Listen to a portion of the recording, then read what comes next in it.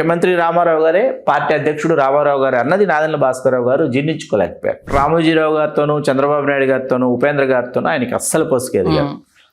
అసలు రామారావు గారికి తనకు అంత అగాధం ఏర్పడటానికి వీళ్ళు ముగ్గురు కారణమే నేను బలంగా నమ్మారు. ఈయన వెన్న తినడం ఇష్టం రామారావు గారికి. రామారావు గారు గారి ఇంత ఉందనుకోండి, గారి ముక్క తుంపితే వెన్నలో నంజుకొని తినేవారు రామారావు గారు. తుంపిన గారె ముక్క కంటే వెన్నపూస ఎక్కువ ఉండేది. అంత వెన్న అదే ఆ తర్వాత ఆయనకి రామారావు గారిని ఆరోగ్యపరంగా చాలా ఇబ్బంది పెట్టింది అదే అన్నమాట. నమస్తే, తెలుగు రాజ్యంకి స్వాగతం. నేను మిస్ సంధ్య. తెలుగు రాజకీయ యవనికపై ఆయనకంటూ ఒక చెరగని ముద్రను వేసుకున్నారు. 1984 రాజకీయ శకంలో ఆయన గురించి లిఖించేలాగా ఆయన చేపట్టిన కార్యక్రమాలు వెన్నుపోటు రాజకీయం అంటూ, నెల రోజుల ముఖ్యమంత్రి అంటూ పేరును లిఖించుకున్నారు. ఆయన మరెవరో కాదు, నాదెండ్ల భాస్కరరావు గారు. ఆయన ఈ ఉదయం పరమపదించారు. ఈ నేపథ్యంలో ఆయన రాజకీయ జీవితము, అలాగే ఆ సమయంలో ఎన్టీఆర్ గారితో ఆ ప్రయాణము, అలాగే గద్దె దింపడము, ఈయన నెల రోజుల ముఖ్యమంత్రిగా ఉండడము, ఆ తర్వాత ఆయన ఏ పార్టీని ఆశ్రయించారు, అలాగే ఆయన రాజకీయ జీవితం ఎలా గడిచింది, ఆయన చివరి దశకు వచ్చినప్పుడు ఏ పార్టీలో ఉన్నారు, వీటన్నిటికి సంబంధించి పూర్తి వివరాలు తెలుసుకునే ప్రయత్నం చేద్దాం. చరిత్రకారులు, రాజకీయ విశ్లేషకులు చిల్లకట్టు శ్రీకాంత్ గారు మనతో ఉన్నారు. ఆయన మాటల్లోని శ్రీకాంత్ గారు నమస్తే అండి. నమస్కారం సార్. అంటే అప్పటి రాజకీయాల్లో నాన్నగారి దగ్గర నుంచి మీరు చూసి జర్నలిస్ట్గా కాబట్టి ఇంట్లో అలాంటి డిస్కషన్స్, ఆ తర్వాత మీరు కళ్ళతో చూసింది, ఈవెన్ నాదెండ్ల భాస్కర్ గారితో నాకు తెలిసి 4-5 ఇంటర్వ్యూస్ మీరు చేసింది ఇప్పటి వరకు. 4-5 గంటల పాటు ఇంటర్వ్యూ చేయడం అంటే గతంలో 2015లో అంటే ఎవరికి తెలియని, ఎవరు ఇంటర్వ్యూ చేయని రోజుల్లో 2015లో సుమారు ఒక 5 గంటల ఇంటర్వ్యూ చేసినటువంటి వ్యక్తిని నేనే. ఆ తర్వాత మళ్ళీ సుదీర్ఘ విరామానంతరం 2022లో నేను చేశాను. అది 3 గంటల పైచిలకు మళ్ళీ ఇంటర్వ్యూ చేయటం జరిగింది. అలా నాదెండ్ల భాస్కరరావు గారితో ఎన్నో జ్ఞాపకాలని పంచుకోవటం అనేది ఒక నిజంగా ఆనందదాయకమైన విషయం. వేళ వారికి అంతిమ నివాళులు మనం అర్పిస్తున్నాం ఈ విధంగానే అనుకోవచ్చు సంధ్య గారు. ఆయన గురించి వెళ్ళాలి అనుకున్నప్పుడు అసలు ఆయన రాజకీయ ప్రస్థానము ఎక్కడ అడుగులు పడ్డాయి, కుటుంబ నేపథ్యం ఏంటి, అసలు ఎందుకు ఉమ్మడి ఆంధ్రప్రదేశ్ రాజకీయాల్లో ఆయన ఒక కీ రోల్, అలాగే ఒక సెన్సేషను, అలాగే ఎన్నో రాజకీయ చిక్కుముళ్లకు ఆయన ఒక కేంద్ర బిందువు అయ్యారు అనేసి చాలా రకాల కథనాలు విని పెరిగిన వాళ్ళం మేము. ఒక్కసారి ఆయన గురించి మొదటగా స్టార్ట్ చేయాలంటే ఎక్కడి నుంచి స్టార్ట్ చేయాలి? హైకోర్టు న్యాయవాదిగా హైదరాబాద్లో ఆయన జీవితాన్ని ప్రారంభించారు. వ్యవసాయ కుటుంబం. హైకోర్టు న్యాయవాదిగా ఆయన చాలా ఇబ్బడి ముబ్బడిగా రాబడి ఉండేది, చాలా వాక్చాతుర్యం ఉన్నటువంటి న్యాయవాదిగా పేరు ఉండేది. అట్లా సంపాదించినటువంటి పేరు ప్రఖ్యాతుల ద్వారా ఆయన క్రియాశీలక రాజకీయాలకు ప్రవేశించాలి అని ఆయన అనుకున్నప్పుడు ఆయనకి సరైనటువంటి సమయం 78 ఎన్నికల్లో కనిపించింది. 78 ఎన్నికల నాటికి జాతీయ కాంగ్రెస్ నుంచి ఇందిరాగాంధీ గారిని బహిష్కరించడం, ఆవిడ వచ్చి ఇందిరా కాంగ్రెస్ అని ఆవిడ పార్టీని నెలకొల్పడం, అప్పుడు సరిగ్గా మన సార్వత్రిక ఎన్నికలు ఉమ్మడి ఆంధ్రప్రదేశ్లో జరుగుతుండటం, ఆ సమయానికి మర్రి చెన్నారెడ్డి గారు పిసిసి అధ్యక్షుడు కావడం, నాదెండ్ల భాస్కరరావు గారు మర్రి చెన్నారెడ్డి గారితో కలిసి, అట్లాగే జి రాజారాం గారు నిజామాబాద్, వీళ్ళు అప్పటి ఎన్నికలకి తెర తీసినటువంటి నేతలు. ఆ సమయంలో అనంతుల మదన్ మోహన్ గారు వగైరా ఉన్నప్పటికీ నాదెండ్ల భాస్కరరావు గారు ఏంటంటే ఇప్పుడు మర్రి చెన్నారెడ్డి గారు, జి రాజారాం గారు, అనంతుల మదన్ మోహన్ గారు, అప్పటికి ఇందిరాగాంధీ గారికి అత్యంత సన్నిహితుడైనటువంటి న్యాయవాది ఢిల్లీలో ఎవరు పి శివశంకర్ గారు, వీళ్ళందరూ తెలంగాణ ప్రాంతానికి చెందిన వాళ్ళు. ఆంధ్ర ప్రాంతానికి వచ్చేటప్పటికి కాసు బ్రహ్మానంద రెడ్డి గారు, వీళ్ళందరూ ఇందిరాగాంధీ గారిని విభేదించి వారు వెలుపల ఉన్నారు కదా. దాంతో ఇక్కడ ఒక ముఖ్య నేత వీళ్ళకి అవసరమైంది. ఈ ప్రాంతం గురించి పట్టున్నటువంటి ఒక నేత, రెడ్డి సామాజిక వర్గం కాకుండా రెడ్డేతరులో అవసరమైనప్పుడు ఏంటంటే నాదెండ్ల భాస్కరరావు గారు కనిపించారు. ఆయన మొట్టమొదటిసారి ఆయన విజయవాడ తూర్పు నియోజకవర్గం నుంచి 78 ఎన్నికల్లో ఆయన పోటీ చేసి గెలుపొందడం, జనతా పార్టీ అభ్యర్థి మీద 4000 లోపు ఓట్ల ఆధిక్యతతో అప్పుడు గెలుపొందారు. గెలుపొందిన తర్వాత ఎక్కినప్పుడు మర్రి చెన్నారెడ్డి గారి క్యాబినెట్లో రాష్ట్ర మంత్రిగా ఉన్నారు. ఆ తర్వాత ముఖ్యమంత్రి పీఠం కోసం ఆయన చాలా ప్రయత్నించారు. జి రాజారాం గారు ఒకవైపు, నాదెండ్ల భాస్కరరావు గారు ఒకవైపు, అనంతుల మదన్ మోహన్ గారు ఒకవైపు ప్రయత్నిస్తే ఇందిరాగాంధీ గారు అంజయ్య గారికి అవకాశం ఇస్తే, అంజయ్య గారి జంబోజెట్ మంత్రిమండలి అంటారు, 72 మంది మంత్రులు ఉండేవాళ్ళు. ఆ 72 మంది జంబోజెట్ మంత్రిమండలిలో నాదెండ్ల భాస్కరరావు గారు కూడా ఉన్నారు. ఆ తొలినాళ్లలో నాదెండ్ల భాస్కరరావు గారు, చంద్రబాబు నాయుడు గారు అంతా ఒక జట్టుగానే ఉండేవాళ్ళు. ఎందుకంటే చంద్రబాబు నాయుడు గారు కూడా గెలిచి వచ్చారు కదా, రాజశేఖర రెడ్డి గారు, వీళ్ళందరూ ఒక టీం అన్నమాట. అట్లా చంద్రబాబు నాయుడు గారు ఎన్టీ రామారావు గారికి అల్లుడైన తర్వాత రామారావు గారికి రాజకీయాల పట్ల ఆసక్తి ఉన్న విషయాన్ని గుర్తించి నాదెండ్ల భాస్కర్రావు గారు రామారావు గారిని వెళ్ళి కలిశారని అందరూ అంటారు. కానీ నాదెండ్ల భాస్కర్రావు గారు ఆయన చాలా ఇంటర్వ్యూస్లో ఆయన కుండబద్దలు కొట్టింది ఏంటంటే, నేను రామారావు గారిని కలవాలని నేను అనుకోలేదు, నేను పార్టీ నెలకొల్పాలని అనుకున్నాను, నేనే పార్టీ నెలకొల్పాలి, కాంగ్రెస్ నుంచి వెలుపలికి వచ్చి ఒక ప్రాంతీయ పార్టీ నెలకొల్పాలనుకున్నాను. ఆ సమయంలో రామారావు గారు నన్ను సంప్రదించారని చాలా ఇంటర్వ్యూస్లో ఆయన చెప్పారు. ఓకే, అంటే చంద్రబాబు నాయుడు గారు కాంగ్రెస్ లోనే ఉన్నారు, రాజశేఖర రెడ్డి గారు కాంగ్రెస్ లో ఉన్నారు, ముద్రగడ పద్మనాభం గారు జనతాలో ఉన్నారు, నాదెండ్ల భాస్కర్ గారు కాంగ్రెస్ లోనే ఉన్నారు. వీళ్ళందరికన్నా సీనియర్ నాదెండ్ల భాస్కర్ గారు. అందరూ ఒకేసారి శాసనసభ్యులు అయ్యారు. 78 అనేది చాలా మందిని రాజకీయాల్లోకి ముద్రగడ పద్మనాభం గారైనా, కె శివరావు గారైనా, మరొకరైనా, ఇంకొకరైనా ఆ ఎన్నికలే అనమాట. అంటే వీళ్ళు నాదెండ్ల భాస్కర్ గారిది కావచ్చు, లేకపోతే చంద్రబాబు నాయుడు, రాజశేఖర రెడ్డి గారిది ఫస్ట్ బ్యాచ్, అంటే సెకండ్ బ్యాచ్ అన్నట్టు ఫస్ట్ బ్యాచ్ లోనే ఫస్ట్ టైం ఎమ్మెల్యేలు అయ్యారు వీళ్ళందరూ. అంటే నేను కాంగ్రెస్ పురుడు పోసుకున్న తర్వాత వీళ్ళ బ్యాచ్ ఎప్పుడు అనేసి ఇందిరా కాంగ్రెస్ లో నాదెండ్ల భాస్కర్రావు గారు చంద్రబాబు నాయుడు గారు అయ్యారు. చాలా మందికి ఏంటంటే నేషనల్ కాంగ్రెస్ ని రెడ్డి కాంగ్రెస్ అని పిలిచేవాడు, బ్రహ్మానంద రెడ్డి గారి నాయకత్వం. అక్కడ రాజశేఖర రెడ్డి గారు అక్కడ అయ్యారు. అధిక స్థానాలు మీకు ఇందిరా కాంగ్రెస్ కి రావడంతో వాళ్ళు కూడా వచ్చి ఇందులో కలిసిపోయారు. అది ఇందులో విలీనం అయిపోయి మళ్ళీ ఇందిరా గాంధీ గారు, నేషనల్ కాంగ్రెస్ అంతా ఒకటైంది. అదే అప్పుడు ఐఎన్సీ అంటే ఇండియన్ నేషనల్ కాంగ్రెస్ అయిన తర్వాత రాజశేఖర రెడ్డి గారు గెలిచారు, ఈయన ఓడిపోయారు. అప్పుడు ఎవరు? చంద్రబాబు నాయుడు గారు. అది 82 ఎన్నికలు. 82 ఎన్నికల్లో కాంగ్రెస్ పార్టీ అభ్యర్థిగా తెలుగుదేశం పార్టీ అభ్యర్థి చేతిలో చంద్రబాబు నాయుడు గారు ఓడిపోయారు. అది వేరే విషయం. ఇప్పుడు ఇక్కడ నాదెండ్ల భాస్కర్రావు గారు ఇప్పుడు ఏ నివాసంలో అయితే ఆయన ఇవాళ ఇప్పటివరకు జీవించారో అదే నివాసంలో తుది శ్వాస విడిచారో ఇప్పుడు ఆ నివాసానికి రామారావు గారే వచ్చారు. రామారావు గారు వచ్చి నేను ఇంటర్వ్యూ నాదెండ్ల భాస్కర్రావు గారిని చేస్తున్న సందర్భంగా నాదెండ్ల భాస్కర్రావు గారు అటు నేను ఇటు చాలా మెయిన్ హాల్ ఒకటి ఉంటుంది, ఆ హాల్లో కూర్చొని ఇంటర్వ్యూ చేస్తున్నాను. ఓకే, చేస్తున్నప్పుడు నేను నాదెండ్ల భాస్కర్రావు గారిని అడిగాను, మీరు రామారావు గారిని సంప్రదించారా, రామారావు గారే మిమ్మల్ని సంప్రదించారా అంటే, నాగేశ్వరరావు గారితో మాట్లాడిన మాట వాస్తవం, నేను రాజకీయ ఆపేక్ష కానీ ఏమైనా మీకు అనురక్తి కానీ ఉంటే ప్రత్యక్ష రాజకీయాలకు వస్తారంటే, లేదు బ్రదర్ నా ఆరోగ్యం సహకరించదు, నేను రాజకీయాలకి సరితోగను, రామారావు గారికి ఆసక్తి ఉందని చెప్పారు. చెప్పిన తర్వాత ఏంటంటే రామారావు గారికి విషయం తెలిసింది, నాదెండ్ల భాస్కర్రావు గారు ప్రాంతీయ పార్టీ నెలకొల్పాలనుకుంటున్నారట, అట్లాగే మన సామాజిక వర్గమేనట, ఇటువంటివి ఈ రామారావు గారికి చేరిన తర్వాత రామారావు గారు చెన్నైకి భాస్కర్రావు గారు మంత్రి హోదాలో వెళుతున్న సందర్భంలో రామారావు గారు వీరితో మాట్లాడాలని అనుకున్నారు. ఓకే, ఆ విషయం ఆయన ఇంటర్వ్యూలో కూడా తెలియజేశారు. అయితే ఆయన షెడ్యూల్స్ ప్రకారం ఏంటంటే రామారావు గారి ఇంటికి చెన్నైలో ఉన్న నివాసానికి వెళ్ళేటటువంటి సమయం లేనందున, సమయాభావం వల్ల నేను హైదరాబాద్లో కలుస్తానంటే, నేనే మిమ్మల్ని వచ్చి హైదరాబాద్లో కలుస్తానని రామారావు గారు చెప్పి మరుసటి రోజు అన్నాడు రామారావు గారు ఫ్లైట్ దిగి బేగంపేట ఎయిర్పోర్ట్ నుంచి డైరెక్ట్గా నాదెండ్ల భాస్కర్రావు గారి ఇంటికి వచ్చారు. అప్పుడు నాదెండ్ల భాస్కర్రావు గారు మన ఇంటర్వ్యూలో మనతో అన్నది ఏంటంటే, మీరు ఇప్పుడు ఎక్కడ కూర్చున్నాడు అక్కడ రామారావు కూర్చున్నాడు, ఇక్కడ నేను కూర్చున్నాను, ఇక్కడే కూర్చున్న రాజకీయ పార్టీ గురించి మేము ప్రకటించాము అని చెప్పారు. ఓకే, అంటే ఆలోచన మొదట నాదెండ్ల భాస్కర్ గారికి వచ్చింది, అందరూ ఆయనే స్వయంగా వెళ్ళి ఎన్టీఆర్ ని కలిశారు. ఎన్టీ రామారావు గారు నాదెండ్ల భాస్కర్రావు గారిని వెళ్ళి కలిశారు.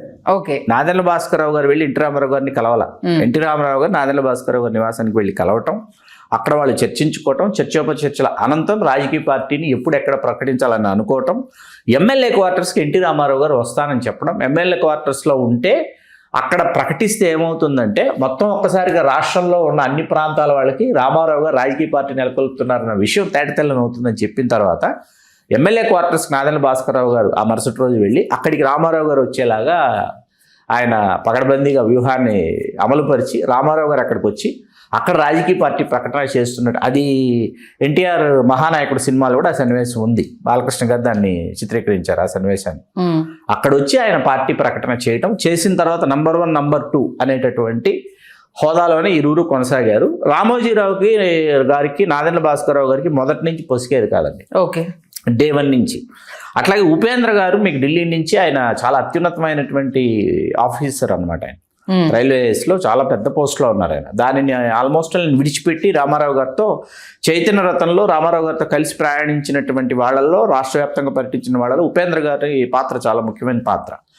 ఉపేంద్ర గారితోనూ రామోజీరావు గారితో నాదెండ్ల భాస్కర్రావు గారికి మొదటి నుంచి పొసగల వాళ్ళిద్దరికి. అందుకే నా జీవిత ప్రస్థానం అని నాదెండ్ల భాస్కర్రావు గారు రాసినటువంటి ఆత్మకథలో ఉపేంద్ర గారి పేరు ఢిల్లీ ఆగంతకుడు అని పెట్టుకున్నారు ఆయన. ఓకే. తర్వాత ఏమో పత్రికల వ్యాపారం, పచ్చళ్ళ వ్యాపారం అని రామోజీరావు గారి పేరు పెట్టుకున్నారు. ఆ పేర్లతోనే ఆ ఆత్మకథ అంతా రాశారు నాదెండ్ల భాస్కరరావు. ఆయన ఏంటంటే 78 ఎన్నికలు ప్రత్యక్షంగా చూడటము, చెయ్యటము, కొన్ని స్థానాల్లో అసలు ఎట్లా ఉంటుంది, అభ్యర్థులను ఎట్లా ఎంపిక చేస్తారు, సామాజిక సమీకరణాలు ఏంటి అన్నవి చూసినప్పుడు ఏంటంటే వరుసగా 4 రెడ్డి కులానికి చెందినటువంటి ముఖ్యమంత్రులు మారటం. చెన్నారెడ్డి గారు, అంజయ్య గారు, భవన వెంకటరామరెడ్డి గారు, కోట్ల విజయభాస్కర్ రెడ్డి గారు 4 మారటం వల్ల ఏమైందంటే రెడ్డి సామాజిక వర్గం మీద వ్యతిరేకత వస్తుంది అన్న విషయాన్ని ముందుగా పసిగట్టి, ఎందుకంటే ఈయన ప్రయత్నించాడు కదా ముఖ్యమంత్రి, ఈయన అవును. కాబట్టి నాన్ రెడ్డి అంటే ఈ సామాజిక వర్గం, కమ్మ సామాజిక వర్గం ఇప్పటిదాకా ముఖ్యమంత్రి కాలేదు. అట్లాగే కాపులు ఇప్పటి వరకు రాజ్యాధికారానికి వాళ్ళు దూరం అయి ఉన్నారు. అట్లా ఈ కాపు సామాజిక వర్గం రాయలసీమ, నెల్లూరు, ప్రకాశం జిల్లాలో బలి సామాజిక వర్గం, వీళ్ళకి ఎక్కడ స్థానాలు ఇస్తే వీళ్ళ ఓట్లని గంపగుప్తగా పడతాయి. ఇట్లా వెనుకబడిన తరగతులలో ఎవరికి అవకాశం ఇవ్వాలి, యనమల రామకృష్ణుడు గారికి అక్కడ అవకాశం ఇవ్వాలి తిరులో వెనుకబడిన తరగతుల నుంచి. ఇట్లా బగ్గిడి గోపాల్ మా పొంగునూరు, అనంతపురంలో కురుబ, అట్లాగే కర్నూలు జిల్లాకు వచ్చేటప్పటికి వాల్మీకి, గౌడు, ఈ సామాజిక వర్గాలకు అవకాశం ఇవ్వటం. ఇట్లాంటి సామాజిక సమీకరణలు చేసి ఆయన అందరూ ఏమనుకుంటారంటే అసలు అభ్యర్థుల ఎంపిక చాలా కష్టతరమైనది, కష్టసాధ్యమైనది, చాలా అసలు అబ్బో తెలుగుదేశం తొలినాళ్ళలో అనుకుంటారు. కానీ అప్పటికి రామోజీరావు గారు తెప్పించిన నివేదికలు, ఉపేంద్ర గారు వీళ్ళు ప్రజల్లోకి వెళ్ళి, చైతన్య రథం మీద రామారావు గారు వెళ్ళిన తర్వాత ప్రజల్లోకి వెళ్ళిపోయి ఏంటి ఇక్కడ ఎవరు అనుకుంటున్నారు, ఎవరైతే బాగుంటుంది, ఏ సామాజిక వర్గానికి ఇస్తే బాగుంటుంది, ఇట్లాంటి చర్చలు చేసి వీళ్ళు నివేదికలు తయారు చేసేవాడు. నాదెండ్ల భాస్కరరావు గారు కొన్ని నివేదికలు ఆయన ఎందుకంటే పూర్వ అనుభవం ఉంది కాబట్టి తెప్పించుకొని ఒకరోజు తెలంగాణ పర్యటన ముగించే సమయానికి ఏంటంటే ఇందిరాగాంధీ గారు ఎన్నికల్ని ముందుకు జరిపారు. ఆవిడ 83లో జరగాల్సినటువంటి ఎన్నికల్ని 82లో జరిగేలాగా, 82లో జరిగేలాగా ఆవిడ డిసెంబర్లో జరిగేలాగా ఆవిడ షెడ్యూల్ని మార్చేశారు. షెడ్యూల్ని మార్చేసేటప్పటికి ఏంటంటే ఒక్కసారిగా అభ్యర్థుల ఎంపికకి అసలు తనుకొచ్చింది అనమాట సమయం. అక్కడే ఇద్దరు, రామారావు గారు, భాస్కరరావు గారు ఇద్దరు భోజనం చేసి గదిలో కాసేపు పడుకుని లేచేసి మనం హైదరాబాద్కి తిరుగు ప్రయాణం అవుదాము, అక్కడికి వెళ్ళి అభ్యర్థుల ఎంపిక చేద్దామని చెప్పి గదిలోకి వెళ్ళి తలుపేసేసి భాస్కరరావు గారు ఒక చాప వేసి, రామారావు గారు మీరు అటు కూర్చోండి బ్రదర్, నేను ఇటు కూర్చుంటానని చెప్పి, ఏంటి బ్రదర్ అంటున్నాను రామారావు గారు. అంటే భాస్కరరావు గారు కూర్చొని హైదరాబాద్ వెళ్ళి ప్రకటించేంత సమయం లేదు బ్రదర్, మనం ఇప్పుడే అభ్యర్థుల ఎంపికను మనం పూర్తి చేయాల్సి వస్తుంది అని ఆయన దగ్గర ఉన్న జాబితాను తీసుకుని, రామారావు గారి దగ్గర అప్పటికి వచ్చేసే కదా జాబితాలు, వాళ్ళ దగ్గర నివేదికలు ఉన్నాయి కదా, వాటిని తీసుకుని మొట్టమొదటి స్థానం ఇవాళ కూడా మీరు ఆ నాయకురాల్ని మీరు అడగొచ్చు. మొట్టమొదటి ఫోన్ కాలు ప్రతిభాభారతి గారు నాన్నగారికి చేశారు. ఆయన జడ్జి, ఆయన చేసి మీ అమ్మాయికి మేము ఇట్లా క్రియాశీలక రాజకీయాల్లో మీ అమ్మాయిని పోటీ చేయించాలని అనుకుంటున్నాను వాళ్ళ నాన్నగారికి చెప్పి ఆయన అష్యూరెన్స్ తీసుకుని అప్పుడు ప్రతిభాభారతి ఫస్ట్ సీటు ప్రతిభాభారతి గారండి వాళ్ళు ఎంపిక చేసింది. నాదెండ్ల భాస్కరరావు గారు, రామారావు గారు. అట్లా తెలుగుదేశం పార్టీని నడిపించి నాదెండ్ల భాస్కరరావు గారు ముందుకు తీసుకెళ్ళి ఆ ఎన్నికల్లో ఘన విజయం సాధించి ఆయన పాత్ర చాలా ఉంది. ఆ తర్వాత జరిగినటువంటి ఆయన చాలా కీలకమైనటువంటి మంత్రి పదవులనే ఆయన చేపట్టిన తర్వాత అధ్యక్షుడిగా రామారావు గారే ఉంటూ, ముఖ్యమంత్రిగా కూడా రామారావు గారే ఉంటూ కొనసాగినటువంటి ముఖ్యమంత్రి ఎన్టీ రామారావు గారు అక్కడే ముఖ్యమంత్రి రామారావు గారే, పార్టీ అధ్యక్షుడు రామారావు గారు అన్నది నాదెండ్ల భాస్కరరావు గారు జీర్ణించుకోలేకపోయారు.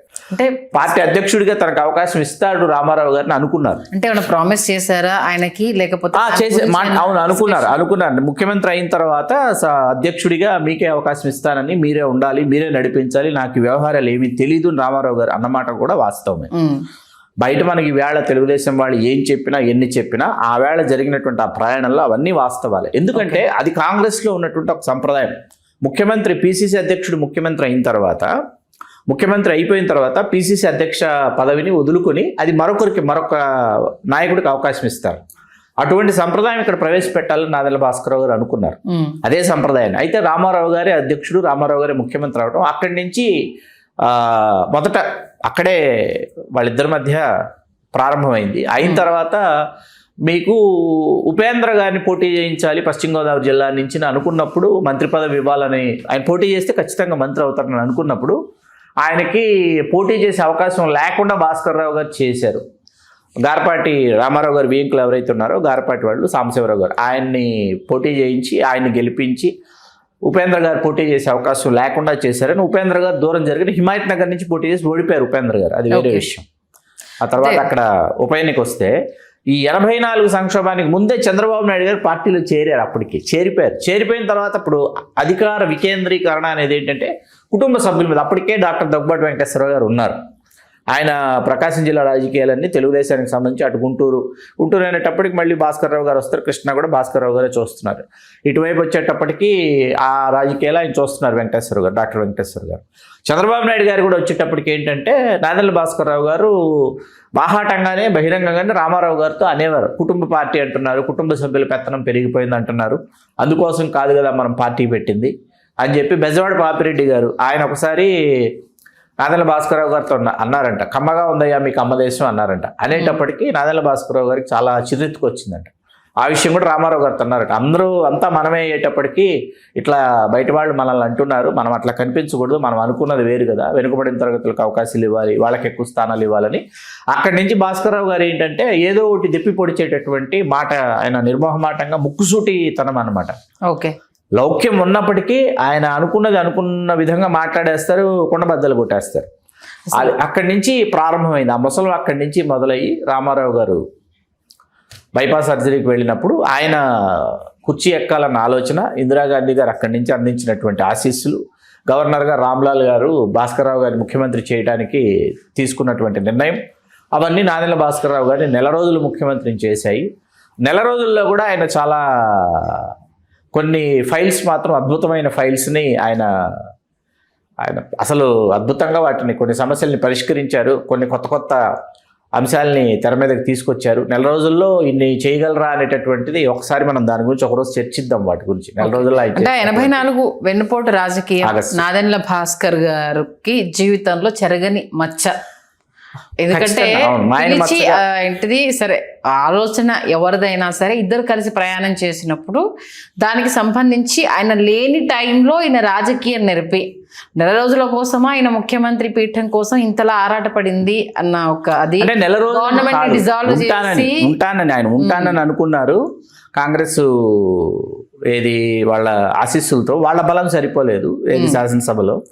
తెలుగుదేశం వాళ్ళ బల నిరూపణలో ఎమ్మెల్యేలందరినీ తీసుకెళ్లి నంది హిల్స్లో దాచిపెట్టడం, వాళ్ళని జాగ్రత్తగా తీసుకొచ్చి పెరేడ్ చేయించడం గవర్నర్ ముందు. అట్లాగా బల నిరూపణలో తిరిగి రామారావు గారు ముఖ్యమంత్రి కావటం, రామారావు గారు వచ్చి ఇలా నేను ఎందుకు ముఖ్యమంత్రి అయ్యాను నాకు అర్థం కావట్లేదు, అందుకే నేను అసెంబ్లీనే రద్దు చేసి ఎన్నికలకు వెళ్తాను అనటం. ఎన్నికలకు వెళ్ళే నాటికి భాస్కర్రావు గారేమో ప్రజాస్వామ్య తెలుగుదేశం ఒక పార్టీని నెలకొల్పి ఆయనతో సహా అందరూ ఓడిపోయారు, ఎవరికి డిపాజిట్ రాలేదు. ఓకే, అంటే తెలుగుదేశం పార్టీ నుంచి ఇమీడియట్ గా వెలుపలకు వచ్చేసి ఆ వెంటనే పార్టీ స్టార్ట్ చేసేసారు. ఓకే, అంటే రామారావు గారు ముఖ్యమంత్రి అవ్వాలంటే నాదెళ్ల భాస్కర్రావు గారు రాజీనామా ఇచ్చి వెలుపలికి రావాలి కదా. వెలుపలికి వచ్చి ప్రజాస్వామ్య తెలుగుదేశం నెలకొల్పి ఆయనతో సహా ఎవరికి డిపాజిట్ రాలేదు. ఆ తర్వాత కాంగ్రెస్లో బేషరత్గా చేరి ఓపిక్గా ఉన్నారు. 89లో ఆయన అప్పుడు ఒకసారి వేమూరు నుంచి, ఒకసారి తెనాలి నుంచి, అలా ఇప్పుడు మొన్న అంటే తెలుగుదేశంలో ఆయన వేమూరు నుంచి ఎంపికయ్యారు. కాంగ్రెస్లో మళ్ళీ గెలిచింది తెనాలి నుంచి గెలిచారు. 89 ఎన్నికల్లో తెనాలి నుంచి గెలిచారు. ఆ తర్వాత కూడా కాంగ్రెస్లో ముఖ్యమంత్రి కావాలని చాలా ప్రయత్నం చేశారు. 89 నుంచి 94 అధికారంలో ఉన్నప్పుడు కాంగ్రెస్ పార్టీ తన వంతు ప్రయత్నాలు పాపం తెర వెనక తను చాలా జాగ్రత్తగా నెరిపారు, కానీ అవేవి సాధ్యపడలేదు. ఆయన స్థాయి సరిపోలేదు ముఖ్యమంత్రి పదవికి. ఆయన ఆ స్థాయికి మళ్ళీ తిరిగి ఇంకొకసారి కావాలనుకుని ఆయన చాలా ప్రయత్నాలు అయితే చేశారు, సాధ్యపడలేదు. తర్వాత ఒకసారి ఖమ్మం లోక్సభ నుంచి ఎంపికయ్యారు. సికింద్రాబాద్ నుంచి ఒకసారి పోటీ చేసి ఓడిపోయారు లోక్సభకి. అదే ఆయన రాజకీయ ప్రస్థానం.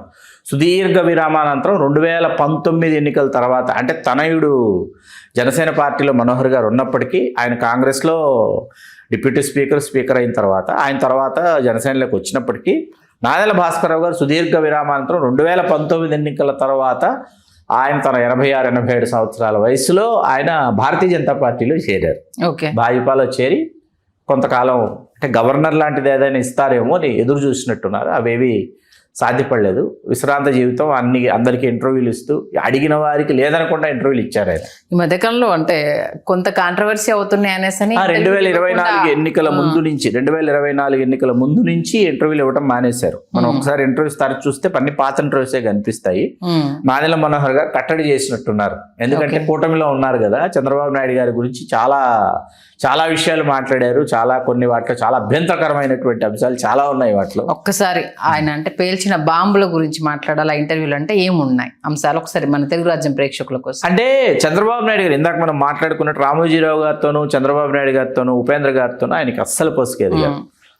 అసలు రామారావు గారికి తనకు అంత అగాధం ఏర్పడటానికి వీళ్ళు ముగ్గురు కారణమే నేను బలంగా నమ్మారు తొలి రోజుల నుంచి. ఇప్పుడు రామారావు గారిని కలవడానికి ఎవరైనా వెళ్ళారు అనుకోండి, ఆయన ముఖ్యమంత్రి అయిన తొలినాళ్ళలో బ్రదర్ భాస్కర్ రావు గారిని కలిశారని అడిగేవారు రామారావు గారు. భాస్కర్ రావు గారిని కలిసి వచ్చారా, లేదా నా తర్వాత నన్ను కలవడానికి ముందు వచ్చారా, వెళ్ళి భాస్కర్ రావు గారిని కూడా ఒకసారి కలవండి. ఎందుకంటే రామారావు గారికి పూర్తిగా క్రియాశీలక రాజకీయాలు కొత్త. ఎప్పుడైతే చంద్రబాబు నాయుడు గారు వచ్చారో, చంద్రబాబు నాయుడు గారు ఏంటి, భాస్కర్ రావు గారు నేను ఒకేసారి శాసనసభకు ఎంపికయ్యాము, ఒకేసారి రాష్ట్ర మంత్రులు చేశాము, అదే కదా ఉంటుంది. ఇప్పుడు blood is thicker than water. Chandrababu Naidu గారు వచ్చిన తర్వాత రామారావు గారు ఏంటంటే ఎవరైనా వచ్చి తనను కలిసిన తర్వాత బాబు గారిని కలిశారని అడిగారు. అంటే నాదెళ్ల భాస్కరరావు గారి పాత్ర ప్రాధాన్యత అక్కడేమీ లేదు. ఓకే. అట్లాగే ప్రింట్ మీడియాలో రామోజీరావు గారు, నాదెళ్ల భాస్కరరావు గారికి సంబంధించిన వార్తలు కావచ్చు, ఆయన మంత్రిగా ఆయన శాఖకు సంబంధించిన విషయాలు కావచ్చు, వాటికి ఏమి అంత ప్రాధాన్యత ఉండేది కాదు. అంటే కొన్ని కథనాలు కావచ్చు, సరే ఈయనను బేస్ చేసుకుని వచ్చిన సినిమాలలో కావచ్చు, ఏంటంటే ఈయన ఎవరిని ఎదగనేయకుండా తొక్కే ప్రయత్నం చేశారు. ఈయన కన్నా తెలివిగా ఎవరు కనిపించినా వాళ్ళని తెర మీద లేకుండా చేశారు అన్నది ఒకటి చెప్తూ ఉంటారు. నిజమా? అది సంవత్సరం కాలంలో ఇవి సాధ్యపడవండి. అంటే బిఫోర్ పార్టీ స్టార్ట్ చేసేటప్పుడు కూడా, పార్టీ ప్రారంభానికి ముందైనా మీకు ది బెస్ట్ అనుకున్న వాళ్ళనే సెలెక్ట్ చేసుకున్నారు. వాళ్ళు రామారావు గారిని రీచ్ అవ్వటం, ఎందుకంటే ఆ సమయంలో మనం గతంలో కూడా ఒకసారి విశ్లేషించాం. మీరు బిఫోర్ తెలుగుదేశం ఒకసారి మీరు చూస్తే, ఇది కాంగ్రెస్ రాజకీయాలను ఒకసారి తరచి చూస్తే, అక్కడ ఆ భూస్వాములు కావచ్చు, ఆ ప్రాంతంలో ఉన్న పెత్తందారులు కావచ్చు, లేకపోతే జాతీయోద్యమంలోంచి పాల్గొని వచ్చినటువంటి వాళ్ళ కుటుంబ సభ్యులు కావచ్చు, ఆ ప్రాంతం మీద పట్టున్నటువంటి వాళ్ళు మాత్రమే రాజకీయాల్లో మీకు కొనసాగినటువంటి ఒక పరిస్థితి కనిపిస్తుంది. తెలుగుదేశం వచ్చే నాటికి ఏంటి అంటే, భాస్కర్ రావు గారు కొన్ని నియమాలు, ఆయన నిర్దిష్టంగా కొన్ని నియమాలు పెట్టుకున్నారు. విద్యాధికులు, చదువుకున్న వాళ్ళకి అవకాశం ఇవ్వాలి, మహిళలకు అవకాశం ఇవ్వాలి పోటీ చేయటానికి, తర్వాత మీకు వెనుకబడిన తరగతులకు అవకాశం ఇవ్వాలి, ఇట్లాంటి కొన్ని పారామీటర్స్ కనిపిస్తాయి మీకు. అవి నాదెళ్ల భాస్కర్ రావు గారు ఇంప్లిమెంట్ చేసింది. ఓకే.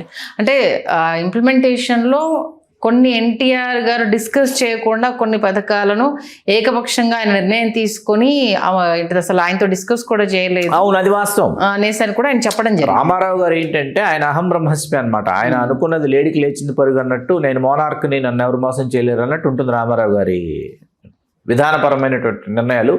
వాటిలో కొన్ని ఎవరూ ఊహించినటువంటి సత్ఫలితాలు ఇచ్చినటువంటివి కొన్ని ఉన్నాయండి. పథకాలు మెయిన్ థింగ్ ఒకటి, మహిళలకి ఆస్తి వాటా కావచ్చు, ఇట్లాంటివి కొన్ని పూర్తిగా రామారావు గారి ప్రతిష్టను మసగబార్చినవి. మన పదవీ విరమణ, ప్రభుత్వ ఉద్యోగుల పదవీ విరమణ 55 సంవత్సరాలు కుదించడం అనేది ఆయన్ని ప్రతిష్టను మసగబార్చి మొత్తం ప్రభుత్వ ఉద్యోగులందరూ రామారావు గారిని తిరుగుబాటు చేసేటటువంటి ప్రయత్నం జరిగింది. అది నాదెళ్ల భాస్కరరావు గారు ఏంటంటే, మనం మంత్రిమండలిలో కూర్చుని తీసుకోవాల్సిన నిర్ణయాలు మనం ముందుగా ఒకసారి వ్యక్తిగతంగా చర్చించుకుని మంత్రిమండలి కూడా కూర్చుని పొలిట్ బ్యూరోలో డిస్కస్ చేసి ఇట్లాంటివి చెప్పారు. కానీ రామారావు గారికి ఏంటంటే ఆయన ఆవేశం చాలా ఉధృతంగా ఉండేది. కొన్ని నిర్ణయాలు తీసేసుకుని అవి ఖచ్చితంగా అమలు కావాలని పట్టుబట్టేటటువంటి సమయంలో ఏంటంటే ఈయన విభేదించారు. ఆ విభేదించడం ఇప్పుడు అప్పటిదాకా ఏంటంటే ఎస్ బాస్ అని రామారావు గారితో చెప్పిన వాళ్ళు ఎవరైనా విభేదిస్తే రామారావు గారికి ఏంటంటే అది తీసుకోవడం చాలా ఇబ్బందికరంగా, అభ్యంతరకరంగా ఉండేది. ఓకే. ఆ అగాధాన్ని, ఆ సమయానుకూలంగా చంద్రబాబు నాయుడు గారు వినియోగించుకున్నారు. ఆ గ్యాప్లో తను వచ్చేసి తను ఆ ప్లేస్ని ఆక్యుపై చేసి నన్ను రామారావు గారికి దూరం చేశాడు అనేది నాదెళ్ల భాస్కరరావు గారు పలు ఇంటర్వ్యూలో తెలియజేశారు. ఓకే. మొత్తానికైతే అలాంటి క్రియాశీలక రాజకీయాల్లో తెలుగుదేశం పార్టీలో కీలక భూమిక పోషించి ఎన్టీఆర్ గారినే పదవి చిత్యుడిని చేసి ఆ తర్వాత ఆయన గద్దెనెక్కి నెల రోజుల్లోనే గద్దె దిగి నిజంగా అంటే ఇప్పటికీ కూడా రాజకీయ చరిత్ర ఏదొచ్చినా ఈ సెకండ్ గురించి మాట్లాడకోకుండా ఎవరు ముందుకెళ్ళరు. ఇంకా ఏంటంటే ఆ గతంలో ఆయన వ్యక్తిత్వానికి సంబంధించి కూడా కొన్ని కామెంట్స్ చాలా బోల్డ్గా నాదెండ్ల భాస్కర్ రావు గారు చేశారు. అప్పుడు అవి పెద్ద సెన్సేషన్గా మారాయి అనేసి అని విన్నాము. నిజమేనా అది? ఏమండి, ఇప్పుడు వ్యక్తిగత జీవితం ప్రతి ఒక్కరికి వ్యక్తిగత జీవితం ఉంటుంది. మీకైనా నాకైనా ఎవరికైనా వ్యక్తిగత జీవితం ఉంటుంది. మనం వెలుపలికి వచ్చినప్పుడు ప్రవర్తించే విధానం కావచ్చు, మనం కనిపించేటటువంటి మన వేషభాషలు కావచ్చు, మన ఆహార్యం కావచ్చు, అట్లాగే మన ఇంట్లో మనం డ్రాయింగ్ రూమ్లో ఒకలాగా ఉంటాము, బెడ్రూమ్లో ఒకలాగా ఉంటాము.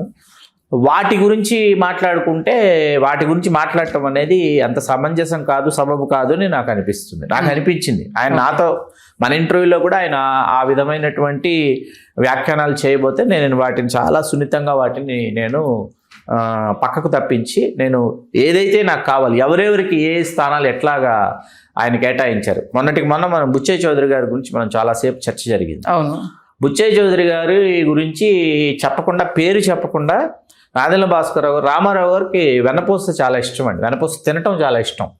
అట్లాగే వెన్నని ఒంటికి రాసుకొని స్నానం చేసేవారు ఆయన. అంటే ఆ ఏమంటారు దాన్ని, ఆ మెరుపు, ఆ మేని మెరుపు రావాలంటే వెన్న పూసుకుని స్నానం చేయాలని చెప్పేసి. ఎవరైనా సరే వెరీ బిగినింగ్ డేస్లో ఉన్నటువంటి బ్లాక్ అండ్ వైట్ సినిమాల్లో ఉన్నటువంటి స్టార్ హీరోలు ఎవరైనా సరే ఉదయం కానీ సాయంత్రం కానీ వెన్నని మొహానికి అప్లై చేసుకున్నాడు, మేల్ ఆర్ ఫిమేల్. ఎందుకంటే బ్లాక్ అండ్ వైట్ సినిమాలు కదా, ఫేర్గా కనిపించాలి అని చెప్పేసి వెన్నను అప్లై చేసుకుని వాష్ చేసుకుని తర్వాత కనిపించేవాడు. ఈయన వెన్న తినడం ఇష్టం రామారావు గారికి. రామారావు గారు గారి ఇంత ఉందనుకోండి, గారి ముక్క తుంపితే వెన్నలో నంజుకొని తినేవారు రామారావు గారు. తుంపిన గారె ముక్క కంటే వెన్నపూస ఎక్కువ ఉండేది. అంత వెన్న అదే ఆ తర్వాత ఆయనకి రామారావు గారిని ఆరోగ్యపరంగా చాలా ఇబ్బంది పెట్టింది అదే అనమాట. ఓకే, అట్లాగా రోజు వెన్నపూస పట్టుకొచ్చేవాడు. ఉమ్మడి తూర్పుగోదావరి జిల్లా పర్యటన అయిపోయేంత వరకు వెన్నపూస పట్టుకొచ్చి చివరాకన్నా ఎమ్మెల్యే టికెట్ కావాలని అడిగాడు రాజమండ్రి సిటీ. ప్రతిరోజు పాపం వెన్నపూస పట్టుకొచ్చాడు కదా అని ఇచ్చాడు. ఎవరు సార్ అంటే ఇంకెవరు బుచ్చయ్య చౌదరి అని చెప్పారు ఆయన. వెన్నపూస పట్టుకొచ్చి ఎమ్మెల్యే సీటు కొట్టుకెళ్ళాడు అని అన్నారు అనమాట. అట్లాగా ఏంటంటే చాలా ఉంటాయన్నమాట. ఆయనకి భాస్కర్ రావు గారికి ఏంటంటే ఆయన అజమాయిషీ చేయాలి, ఆయన ఆధిపత్యం వహించాలి, ఆయన కనుసన్నల్లో మెలగాలి అనేటటువంటి ఒక భావజాలం ఉందండి ఆయనకి. దానిలో భాగంగా ఏంటంటే నేను చెప్పినట్టు వినలేదు.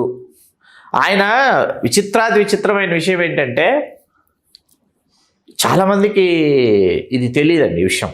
ఇది గుర్తు చేయాలి సందర్భం.